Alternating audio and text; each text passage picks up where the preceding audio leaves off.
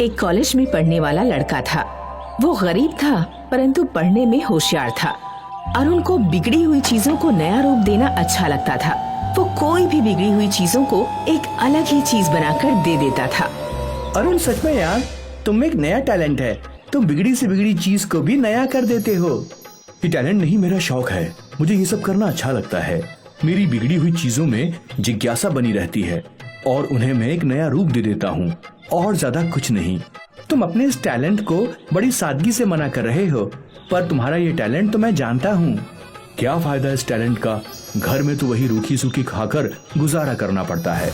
जो भी कुछ पैसे मिलते हैं वो कॉलेज में लग जाते हैं, कुछ भी बचता नहीं। अरुण देखना, तुम एक दिन बहुत नाम कमाओगे और तुम्हारा ये टैलेंट दुनिया भी देखेगी। तुम्हारा भी पूरी दुनिया में नाम होगा। तुम्हारे घर वालों को तुम पर गर्व होगा, ये मेरा विश्वास है।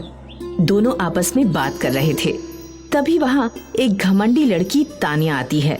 उसकी गाड़ी से एक लड़के का एक्सीडेंट हो जाता है और वो लड़का बुरी तरह जख्मी हो जाता है। जख्मी होने के कारण उसका खून निकलने लगता है। तानिया, ये तुमने क्या किया? तुमने उस लड़के को पूरी तरह से जख्मी कर दिया। देखो, उसको तो खून निकल रहा है। चलो इसको हॉस्पिटल लेकर चलते हैं और इसका इलाज करवाते हैं। मैंने सबको हॉस्पिटल ले जाने का ठेका नहीं ले रखा। तुम इसे लेकर जाओ अगर तुम्हें ज्यादा हमदर्दी है तो। और मैंने इसे टक्कर नहीं मारी, ये मेरी गाड़ी के आगे खुद ही आ गया। देखकर खुद नहीं चलते और नाम गाड़ी चलाने वाले का लगा देते हैं। अरुण उसे तानिया की गाड़ी में लिटाकर हॉस्पिटल पहुंचाता है और उसका इलाज करवाता है। जब वो लड़का ठीक हो जाता है तब वो तानिया की गाड़ी वापस लौटा देता है। ये लो तानिया, अपनी गाड़ी। अब वो लड़का खतरे से खाली है। ये गाड़ी मैं नहीं ले सकती, तुम ही रख लो इसे। क्यों, क्या हो गया इस गाड़ी में? इसमें तुम गरीबों का खून लगा हुआ है और मैं पुरानी चीजों को हाथ नहीं लगाती। तुम उस लड़के को मेरी गाड़ी में लेकर हॉस्पिटल गए, अब ये गाड़ी मेरे लिए पुरानी हो गई है। ठीक है, तो मैं गरीब हूँ ना, तो मैं तुम्हें हाथ लगा देता हूँ। अब तुम भी पुरानी हो गई हो। हिम्मत कैसे हुई तुम्हारी मुझे हाथ लगाने की? ये गाड़ी तो मैं नहीं रख सकती। एक काम करती हूँ, मेरे पास बहुत सी गाड़ियाँ हैं, इस गाड़ी को मैं आग लगा देती हूँ। तानिया उस गाड़ी को आग लगा देती है और गाड़ी जलने लगती है। अरे, तुमने इतनी महंगी गाड़ी में आग लगा दी? हाँ, मेरी गाड़ी है, मैं इसका कुछ भी करूँ।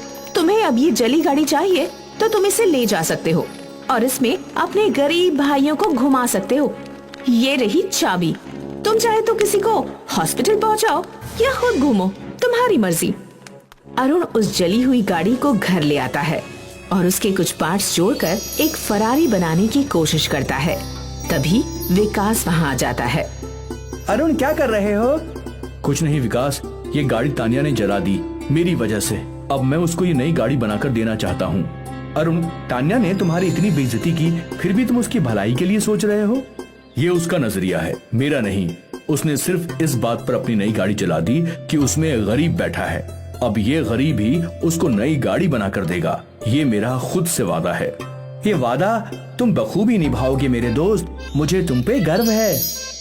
अरुण कुछ न कुछ गाड़ी में करता ही रहता है और कुछ समय व्यतीत होने पर अरुण उस जली हुई गाड़ी को एक नया रूप देता है जो फरारी होती है। अरे वाह अरुण, तुमने तो कमाल कर दिया। ये तो फरारी है, बस इस पर गोल्डन कलर कर दो तो ये तुम्हारी गोल्डन फरारी बन जाएगी। अरुण ऐसा ही करता है, उस पर गोल्डन कलर कर देता है और ये गोल्डन फरारी बन जाती है। अब अरुण अपनी गोल्डन फरारी को देखकर बहुत खुश होता है।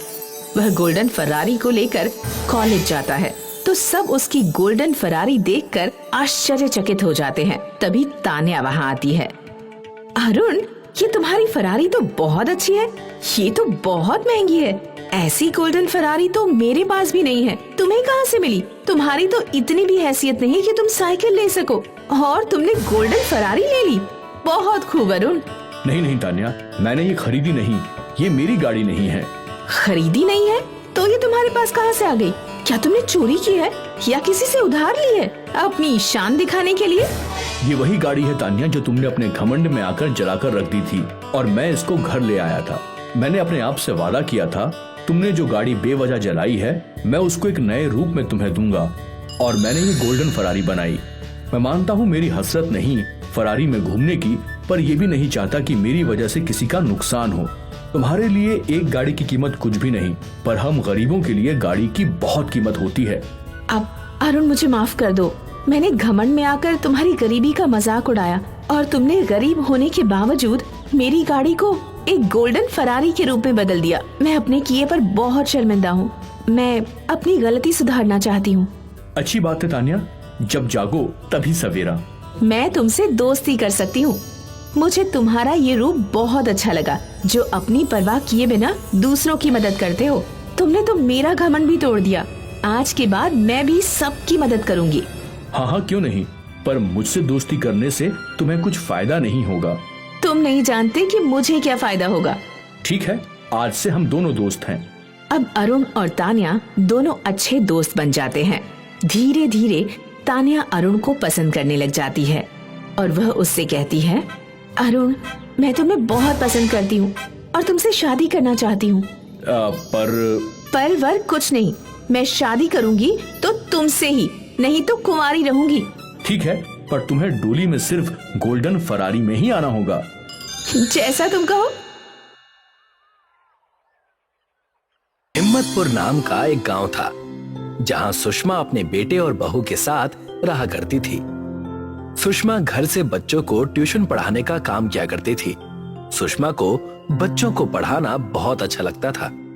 बच्चों, तो बताओ, पढ़ाई कैसी चल रही है आप लोगों की? अच्छी चल रही है मैडम जी, मगर आजकल पैरों में बहुत दर्द रहता है। मैं समझती हूँ बेटा, मगर पढ़ाई करना भी काफी जरूरी है। तो हर दिन चाहे परिश्रम ही क्यों ना करनी पड़े, स्कूल हर रोज जाना चाहिए। समझ गए सब? हाँ मैडम जी। गांव में ना ही ट्रेन की सुविधा थी और ना ही बस की। सड़कों की हालत भी काफी खराब थी। लोग बैलगाड़ी का इस्तेमाल करके एक जगह से दूसरी जगह पर जाया करते थे। सुषमा का बेटा राहुल हलवाई के पास काम किया करता था। एक दिन राहुल थककर घर आया और अपनी पत्नी से कहने लगा, ये तो हर दिन का हो गया है।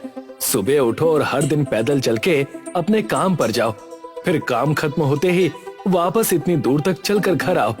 मुझसे अब और नहीं होता ये सब। इस गांव में कुछ बचा ही नहीं है, ना ही रेलगाड़ी की सुविधा, ना ही रिक्शा की। इससे अच्छा तो हम दोनों मेरे मायके चलते हैं, वहाँ पर सारी सुविधाएं हैं। तुम बात तो सही कह रही हो, लेकिन मम्मी को इस गांव से काफी लगाव है। वो आने से मना कर देंगी। मम्मी नहीं आएंगी तो हम खुद ही चले जाएंगे। आखिर कब तक उनकी वजह से हम भी इसी गांव में सड़ते रहेंगे? ठीक है, मैं माँ से पूछ कर देखता हूँ। अगर वो आने से मना करती हैं, तो हम दोनों ही इस गांव को छोड़कर चले जाएंगे। वैसे भी उन्हें पिताजी की पेंशन मिलना बंद हो गई है। अब यहाँ और रुकने की जरूरत नहीं है। राहुल और मनीषा दोनों ही माताजी से बात करने आते हैं। माँ, हम दोनों को आपसे कुछ बात करनी थी। बोलो बेटा, क्या बात करनी है? मैंने और मनीषा ने ये सोचा है कि हम सबको उसके मायके में रहने जाना चाहिए। वहाँ पर ट्रेन, रिक्शा और बस, इन सब की सुविधा है और हम वहाँ पर सुकून से रह पाएंगे। बेटा, क्या कहना चाहते हो? साफ साफ कहो। हम चाहते हैं कि आप भी हमारे साथ चलिए। बेटा, मैं तुमसे पहले भी कह चुकी हूँ, मैं ये गांव छोड़कर कहीं नहीं जाऊंगी। यहाँ के बच्चों को शिक्षा देना मेरा काम है और तुम्हारे पिता और मैंने यहीं पर पूरी जिंदगी काटी है। मगर माँ, हमें यहाँ पर पूरी जिंदगी नहीं काटनी। ना ही ये घर अच्छा है, ना ही ये गांव। हर दिन राहुल जी थक कर घर आते हैं। मैं उन्हें अब और ऐसे नहीं देख सकती हूँ। मुझे माफ करना, मगर मैं ये घर छोड़कर कहीं नहीं जाऊंगी। ठीक है माँ, तुम रहो यहीं पर, लेकिन मैं और मनीषा तो ये घर छोड़कर जा रहे हैं। राहुल अपनी माँ को छोड़कर मनीषा को लेकर उसके मायके रहने चला जाता है। सुषमा उदास होकर अपने घर के बाहर बड़े से पेड़ के नीचे जाकर बैठ जाती है और रोने लगती है। आप मुझे छोड़कर क्यों चले गए? मैं पूरी तरीके से आज अकेली हो गई हूँ। पहले आप मुझे छोड़कर चले गए और आज हमारा बेटा राहुल। इस गांव में अगर रेलगाड़ी की सुविधा होती तो शायद राहुल और उसकी पत्नी आज मुझे छोड़कर नहीं जाते। सुषमा अपने पति और बच्चों को याद करके उस पेड़ के नीचे रो रही थी कि तभी आसमान में एक जादूगरनी अपने झाड़ू पर उड़ते हुए पेड़ के ऊपर से गुजर रही थी। वाह, आज तो आसमान बड़ा ही साफ है। ऐसे आसमान में उड़ने का मजा ही कुछ और है। तभी जादूगरनी को सुषमा के रोने की आवाज आती है। अरे, इतने अच्छे मौसम में ये रोने की आवाज किसकी है? जादूगरनी सुषमा को रोते देख उसके पास आती है। क्या हुआ माँ जी, आप रो क्यों रही हैं? मुझे बताइए, शायद मैं आपकी कुछ मदद कर सकूं। जी, आप कौन हैं? मैं एक अच्छी जादूगरनी हूँ, जादुईपुर से। आप बताइए माँ जी, आप रो क्यों रही हैं? गांव में अच्छी सुविधा न होने के कारण आज मेरा बेटा राहुल अपनी पत्नी के मायके में रहने चला गया। अगर इस गांव में रेलगाड़ी की सुविधा होती तो शायद आज मुझे मेरा बेटा छोड़कर ना जाता और गांव के बच्चे भी स्कूल टाइम पर पहुंच जाते बिना किसी कठिनाई के। ये लीजिए, इस बक्से में जादुईपुर की मिट्टी से बनी चिकनी मिट्टी है जिसे शहर में क्ले भी कहा जाता है। ये कोई ऐसा वैसा क्ले नहीं है। इससे आप जो बनाएंगी वो खुद ब खुद अपना आकार लेकर ठीक वैसा ही काम करेगा जैसे एक असली वस्तु काम करती है। लेकिन ध्यान रहे, अगर ये गलत हाथों में पड़ गया तो उस व्यक्ति का हाल बुरा भी हो सकता है। जादूगरनी जी, आपका बहुत बहुत शुक्रिया एक बूढ़ी औरत की मदद करने के लिए। शुक्रिया। कोई बात नहीं, ये तो मेरा फर्ज था माँ जी। इतना कहकर जादूगरनी अपने रास्ते निकल जाती है और सुषमा उस क्ले के बक्से को घर ले आती है। अगले ही दिन सुबह उठकर वो उसी पेड़ के नीचे आकर उस क्ले से एक छोटी ट्रेन बनाती है। जैसे ही ट्रेन पूरी होती है वो ट्रेन अपने आकार में बड़ी हो जाती है और सारे गांव के लोग वहां आकर उस ट्रेन को देखने लगते हैं और प्रधान भी वहां पहुंचते हैं। ये ट्रेन तो बड़ी अनोखी दिख रही है, लेकिन ये चलती भी है या नहीं? खुद ही इसमें बैठकर देख लीजिए प्रधान जी। गांव वाले ट्रेन में बैठते हैं और ट्रेन चलने लगती है। ये देखकर सब सुषमा की तारीफों के पुल बांधने लगते हैं और पूरे गांव में इस ट्रेन को बुढ़िया की जादुई रेलगाड़ी के नाम से जाना जाने लगता है। मैं ऐसे ही ट्रेन इस गांव के लिए और बनाऊंगी जिससे गांव के बच्चे हर दिन बिना थके स्कूल जा सके। सुषमा ऐसे ही काफी सारी ट्रेन बनाती है और गांव में ये ट्रेन पूरी तरह से लोगों के लिए मुफ्त होती है। इस जादुई ट्रेन के कारण गांव की प्रगति काफी तेजी से होने लगती है और ये बात मनीषा के मायके तक पहुंच जाती है। अरे सुनते हो, मैंने सुना है वहाँ हिम्मतपुर में माँ जी ने एक जादुई रेलगाड़ी बनाई है जिससे गांव काफी तेजी से तरक्की कर रहा है। सुना तो मैंने भी है भाग्यवान, और सुना तो ये भी है कि सभी रेलगाड़ियों की सुविधा माँ ने बिल्कुल मुफ्त रखी है। माँ जी चाहती तो बहुत पैसे कमा सकती थी, लेकिन फिर भी उन्होंने ये रेलगाड़ी मुफ्त कर रखी है। लगता है अब हमारे गांव जाने का समय हो गया है। राहुल और मनीषा दोनों ही अपने गांव हिम्मतपुर वापस आ जाते हैं। राहुल अपनी माँ से मिलकर कहता है, कैसी हो माँ? मैं ठीक हूँ बेटा, तुम और मनीषा कैसे हो? हम भी ठीक है माँ जी। हमने सुना है कि आपने इस गांव में जादुई रेलगाड़ी की शुरुआत की है और वो भी मुफ्त में। हाँ बेटा, ये रेलगाड़ी मुफ्त है, इसीलिए ही आज बच्चे स्कूल जा पा रहे हैं और गांव की तरक्की भी तेजी से हो रही है। हमने इस गांव का ठेका थोड़ी ले रखा है माँ, आप निश्चिंत रहिए। अब मैं आ गया हूँ ना, अब सारी चीजें मैं संभाल लूंगा। अगले ही दिन राहुल सुबह जल्दी उठकर रेलगाड़ी के पास जाता है और सबसे कहने लगता है, आज से ये रेलगाड़ी इस्तेमाल करने के लिए आप सभी को टिकट लेना होगा। जो टिकट नहीं लेगा वो ट्रेन की सवारी नहीं कर पाएगा। उसी वक्त गांव के प्रधान वहां पहुंचते हैं। लेकिन राहुल, तुम्हें तो ये गांव का हाल पता ही है। इसी कारण तुम्हारी माताजी ने इस ट्रेन की सुविधा को मुफ्त किया था। हाँ, मैं जानता हूँ, मगर अब मैं आ गया हूँ। अगर इस रेलगाड़ी में बैठना है तो टिकट तो लेनी पड़ेगी। और दूसरी बात ये प्रधान जी कि हम लोगों ने इस गांव का ठेका नहीं ले रखा है जो मुफ्त में रेलगाड़ी की सुविधा देते रहे। सभी गांव के लोग टिकट लेकर ट्रेन में सफर करने लगते हैं। और एक दिन मनीषा राहुल से कहती है, अभी तो हम बहुत धनवान हो गए हैं, लेकिन हमारा घर अभी भी बहुत छोटा है और मुझे पता है कि माँ जी ने ये जादुई रेलगाड़ी कैसे बनाई है। उनके कमरे में एक बक्सा रखा है जिसमें क्ले है और वो क्ले मायावी है। उस क्ले से तुम जो भी बनाओगे वो चीज असली बन जाएगी। अगर ऐसा है तो उस क्ले से हम एक बंगला बना लेंगे और उसी बंगले में रहेंगे। जी, वही तो मैं भी सोच रही थी। आज जैसे ही माँ जी सोएंगी तभी मैं उस बक्से से थोड़ा सा क्ले लेकर आ जाऊंगी।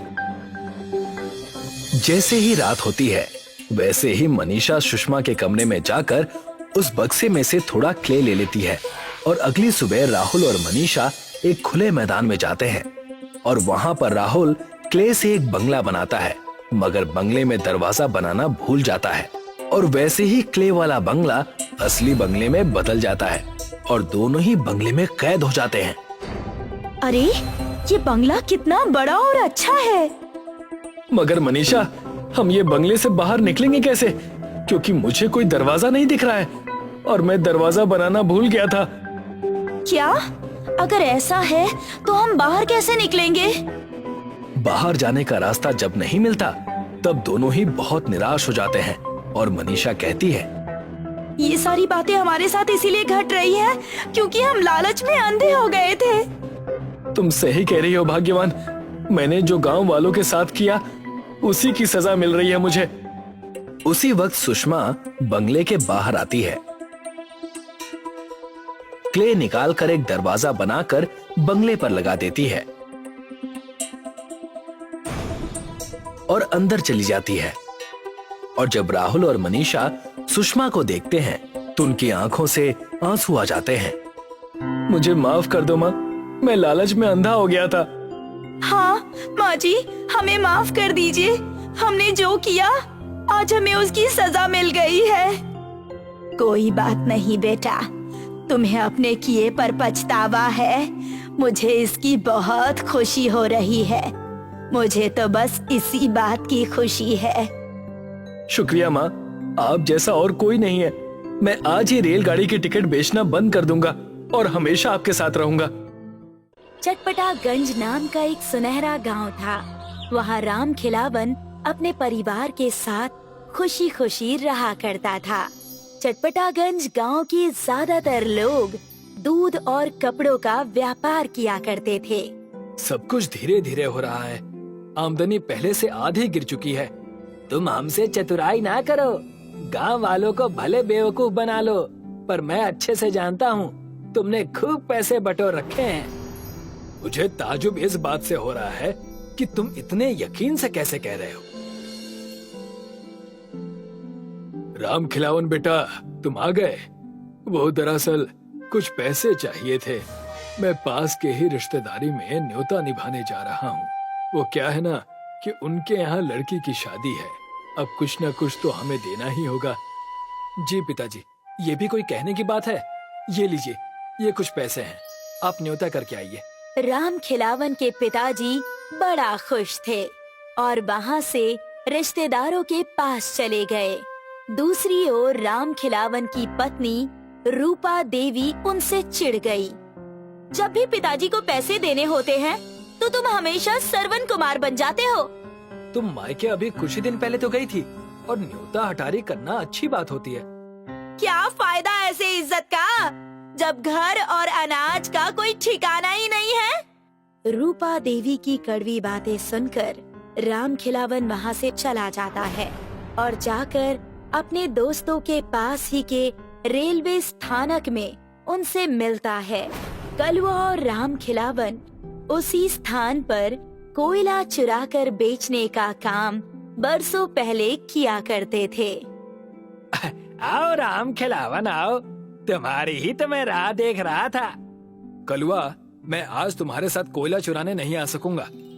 अरे कोयला चुराने के लिए मालगाड़ी भी तो आनी चाहिए। पिछले 2 साल से कहाँ आई है। ये रेलवे स्टेशन भी अब कबाड़ हो चुका है। अस्पताल और सारी सुविधाएं कोसों दूर हैं यहाँ से।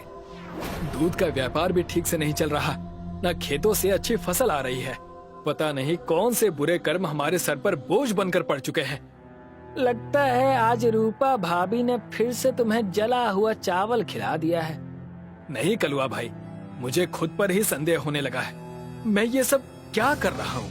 ना परिवार खुश है और ना मैं।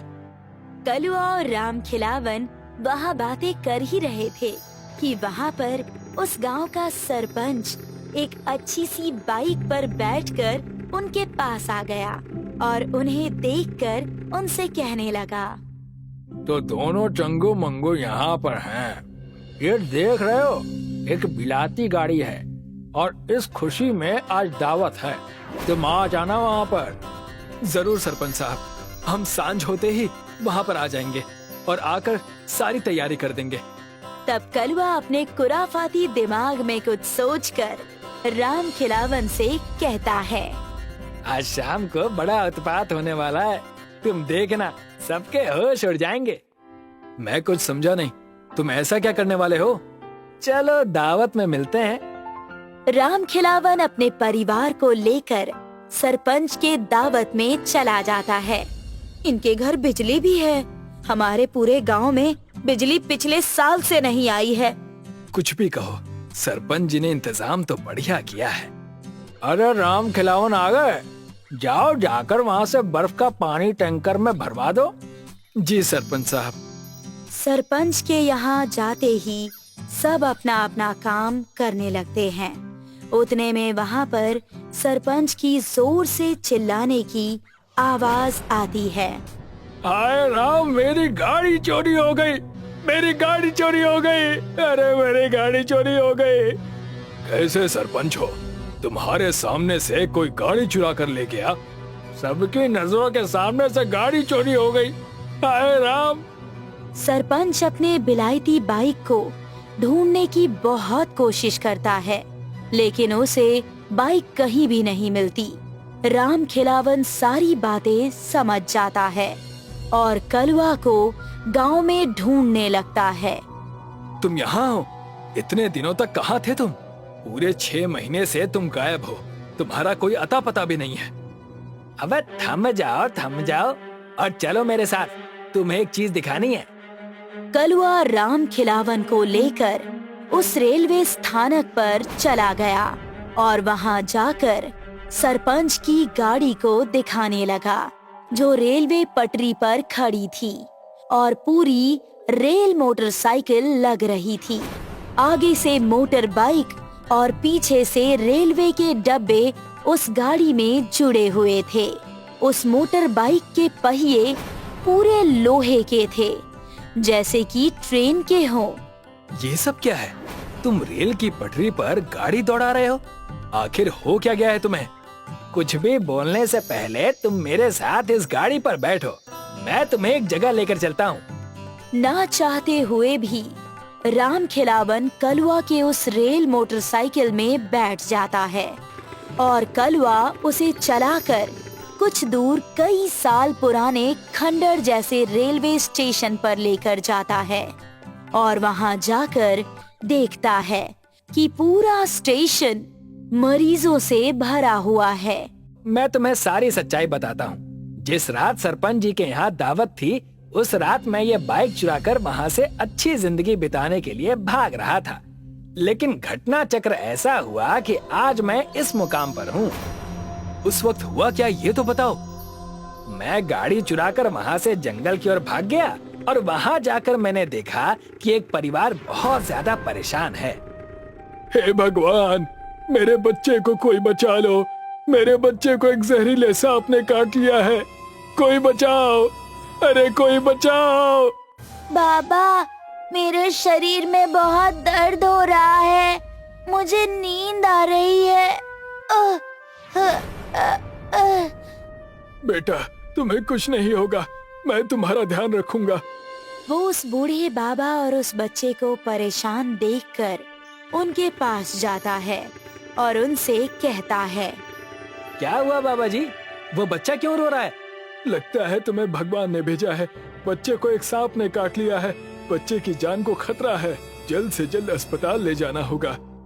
आप फिक्र मत कीजिए, मेरे पास ये गाड़ी है ना, हम इसे जल्दी से वहाँ ले जाएंगे। हमारे पास ज्यादा समय नहीं है, इस ट्रेन की पटरी पर से ले चलो।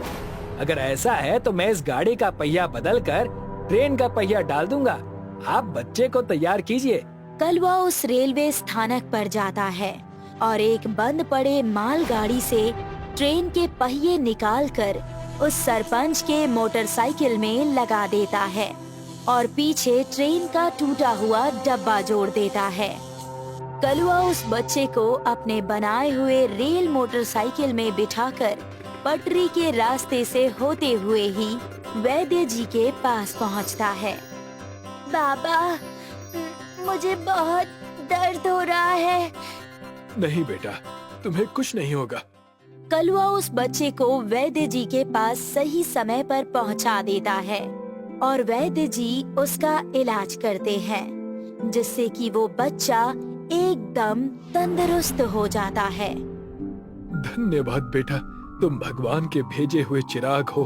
इस जंगल में ऐसे ही कई सारे परिवार हैं जो हर साल किसी न किसी बीमारी का शिकार हो जाते हैं। तुम ही हो जो उन्हें इन सब चीजों से बचा सकते हो। और फिर क्या, तब से लेकर अब तक मैं बस यही काम कर रहा हूँ। हर जरूरतमंद को मैं इस गाड़ी की मदद से उन्हें वैद्य जी के पास ले जाया करता हूँ। इस चीज की हमारे पिछड़े हुए गांव को बहुत जरूरत है। मुझे तुम पर गर्व हो रहा है कलुआ, तुम बड़ा ही नेकी का काम कर रहे हो। कलुआ और राम खिलावन बात कर ही रहे थे कि उनके पास वैद्य जी घबराते हुए आए और कहने लगे, कलुआ बेटा, तुम्हारे गांव के सरपंच के पिताजी की तबीयत बहुत खराब है। उन्हें हमारे स्टेशन के अस्पताल में लाना ही होगा, वरना उनकी जान को खतरा है।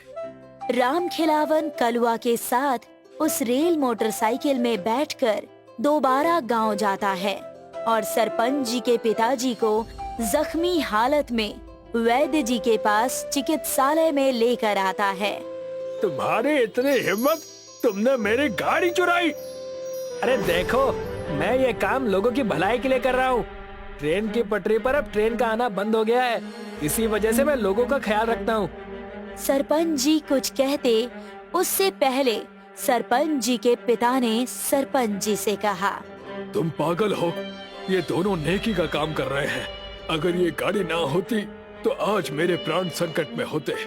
इनके नेकी के काम को हमें सराहना चाहिए। धन्यवाद काका, ये तो मेरा फर्ज था। राम खिलावन का परिवार अब बहुत खुश हो गया और सभी एकजुट होकर अच्छे से अपनी जिंदगी बिताने लगे।